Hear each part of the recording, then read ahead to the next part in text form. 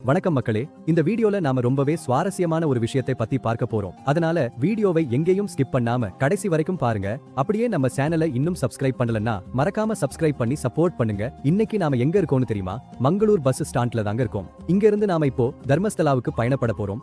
தர்மஸ்தலாவுக்கும் நம்ம கன்னியாகுமரிக்கும் ஒரு ஆச்சரியமான தொடர்பு இருக்குன்னு சொன்னா உங்களால நம்ப முடியுமா? அது என்னன்னு தெரிஞ்சுக்க இந்த வீடியோவை முழுசா பாருங்க.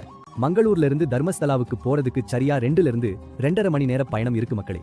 அப்படியே ஜன்னல் ஓரத்துல உட்கார்ந்துட்டு வெளியே தெரியற அந்த பசுமையான இயற்கையை ரசிச்சுக்கிட்டே போற அந்த சுகமே தனித்தாங்க. இந்த நேத்ராவதி நதிக்கு ஒரு அழகான வரலாறு இருக்கு. இது கர்நாடகாவோட மேற்கு தொடர்ச்சி மலையில இருக்கிற பங்கார பாலகே அப்படிங்கிற இடத்துல உருவாகுது. தர்மஸ்தலாவுக்கு வர்ற பக்தர்கள் இந்த நதியை ரொம்ப புனிதமா கருதுறாங்க. இங்க குளிச்சிட்டு போய் மஞ்சுநாத சுவாமியை தரிசனம் செஞ்சா நம்ம பாவம் எல்லாம் நீங்கி மனசு சுத்தமாகும்ங்கிறது ஐதீகம். மக்களே, இந்த தர்மஸ்தலா கோயிலோட ஒரு பெரிய சிறப்பே இங்க வருஷம் முழுக்க, அதாவது 365 நாட்களும் அன்னதானம் நடந்துகிட்டே இருக்கும். பசியோட வர்ற யாருமே இங்க சாப்பிடாம போக முடியாது. இப்போ நாமளும் இந்த அன்னதானத்தை சாப்பிட்டுட்டு அப்படியே கோயிலை சுத்தி பார்க்க கிளம்ப வேண்டியதுதான். வாங்க போலாம். மக்களே, இதோ உங்க முன்னாடி தெரியறது தான் பிரம்மாண்டமான தர்மஸ்தலா கோவில். இப்போ மணி நைட் 10 ஆக போகுது. ஆனா இங்க இருக்கிற கூட்டத்தை பாருங்க. என் வாழ்க்கையில இவ்வளவு கூட்டத்தை நான் எந்த கோவிலுமே பார்த்தது இல்ல.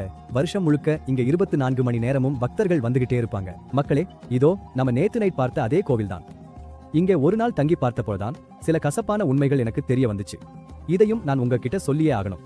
இங்க தண்ணி குடிக்கிற இடத்திலேயே சில பேர் துப்புறாங்க. அதனால குடிநீர் சுத்தமாவே இல்ல. அது மட்டும் இல்லாம இங்க இருக்கிற பாத்ரூம் பராமரிப்பு ரொம்பவே மோசமா இருக்கு. வருஷம் முழுக்க லட்சக்கணக்கான பக்தர்கள் வர்ற இந்த இடத்துல குடிநீரையும் பாத்ரூமையும் இன்னும் சுத்தமா மெயின்டைன் பண்ணா ரொம்ப நல்லா இருக்கும். அன்பான மக்களே, தர்மஸ்தலாவை பத்தின இந்த வீடியோ உங்களுக்கு பிடிச்சிருக்கும்னு நம்புறேன். பிடிச்சிருந்தா மறக்காம லைக் பண்ணுங்க. அப்படியே நம்ம என் எம்ஜே டிராவலர் சேனலை சப்ஸ்கிரைப் பண்ணி சப்போர்ட் பண்ணுங்க. அடுத்து நான் எந்த இடத்துக்கு போகணும்னு நீங்க ஆசைப்படுறீங்களோ அதை மறக்காம கமெண்ட்ல சொல்லுங்க.